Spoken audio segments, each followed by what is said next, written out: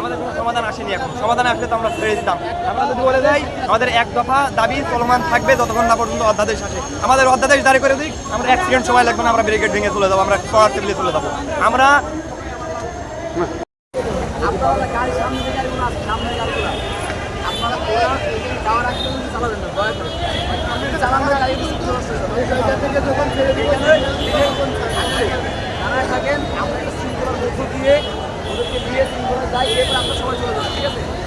বিশৃঙ্খলা করবেন না, যে কোনো জাতির সাথে বিশৃঙ্খলা করবেন না, সবার কাছে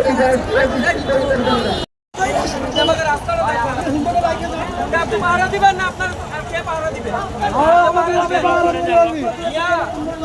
আপনি পাহারা দিবেন বলেন।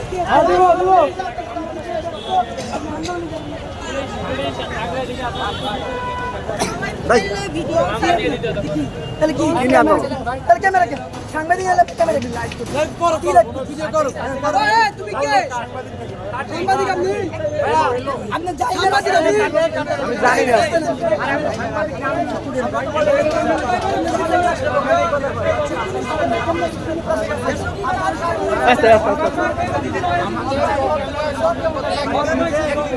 আপনাদের যে কিছুদিন আগে নির্বাচন হলো, যে ছাত্র নেতারা নেতৃত্ব দিচ্ছে, ওনারা কি এটার পদক্ষেপ নিচ্ছে না? ডাকসু আপনাদের কিসে আছেন এখন? City college, Dhaka 7 college. আচ্ছা আচ্ছা।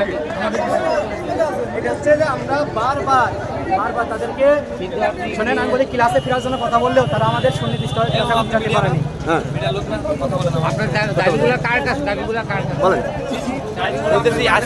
দাবিটা কিসে, কি নিয়ে আপনারা আজকে মূলত আমাদের দাবি যে ঢাকা সেন্ট্রাল ইউনিভার্সিটির যে খসড়া প্রণয়ন করা হয়েছে অধ্যাদেশের পূর্ণাঙ্গভাবে বাস্তবায়ন করা হয়নি।